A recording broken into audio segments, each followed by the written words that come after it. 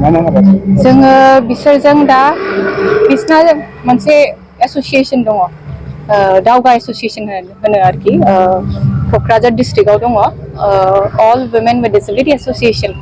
दा बेनि आन्दाराव बिसोरना सेल्फ हेल्प ग्रुपबो दङ बे सेल्फ हेल्प ग्रुपआ जाहैबाय खालि डिसेबल पर्सनल' आरोखि दा बेनि आन्दाराव बिसोरो दा मासरुम काल्टिभेशन खालामगासिनो मासरुम काल्टिभेशन खालामगासिनो आरो बिसोरो प्लास्टिक वेयार बेगबो बानायगासिनो दं दा आरो धुपखाथि बानायगासिनो दं जेखौ जोङो स्किल डेभेलपमेन्ट हिसाबै बिसोरनो जों माखासे बेफोरबायदि ट्रेनिं होदों दा बेजों लोगोसे जोंनि आइजोफ्रा बेखौ खामानि मावगासिनो दङ दासिमाव नोंथांमोना बबे बबे एरियायाव बेफोरबायदि ट्रेनिं होनाय बा एवारनेस जोङो दा जोंना मोनथाम माबायावहाय जोङो खामानि मावो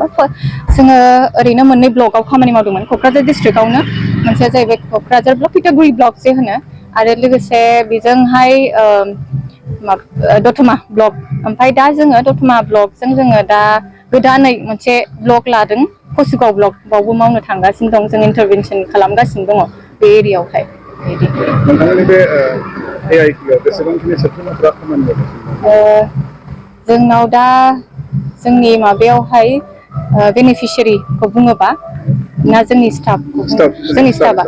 स्टाफा दा ओरैनो फुल टाइम स्टाफा साबा आरो जोंजों भलेन्टियार्सफोर दङ बिसोरो साब्रैसो जागोन जों गासै टटेल होननो थाङोबा भलेन्टियार आरो स्टाफजों लायोबा जोङो 9 जनसो जागोन आरो जोंनावहाय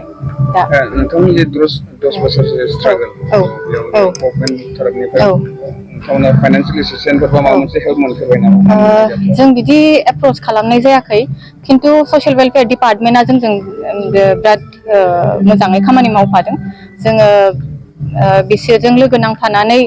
मेडिकेल केम्पबो खालामदों जेरावहाय बहुत सुबुङानो सार्टिफिकेट मोननो हादों AID कार्ड मोननो हादों आरो बेनि उनावहाय जोंनो हुइल चेयारनि थाखायबो जों एप्रोच खालामदों हरदोंबो खिन्थु जोङो गोबाङै मानसिफोरनो दासिमबो हरनो हायाखै जोङो जोंनि माखासे फान्डार्सफोर दं बिसोरनि थ्रुयै जों माखासे सुबुंफोरनोबो हरनो हादों दा बे मोनसे गभर्नमेन्टजों जों खामानि मावदों आरो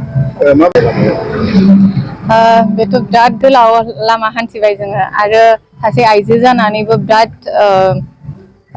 खस्थ' जायो मानोना अबहायबा थाङोबा जों खोनासंजायाबो मालाबा खिन्थु दा ओरैबायदि सफैबाय कि AIT-खौ दा बयबो मिथियो थ' बेनि थ्रुयै जोङो सानोदि मोनसे माइलस्टन बा मोनसे एसे थाखोसिम जों सफैबाय होननानै आरो बेनि उनावहाय दा जोंनि इन्टारभेनसन एरियायाव आरोखि एटलिस्ट जोंनि इन्टारभेनसन एरियायावहाय बयबो डिसेबिलिटिनि फारसे सांग्रांथि दङ दा बेखौ जों मोनसे गोग्गानाय जोंनि थाखाय मोनसे मोजां AIT-नि थाखाय मोनसे मा होननांगौ बेखौ जाफुंसारनाय आरो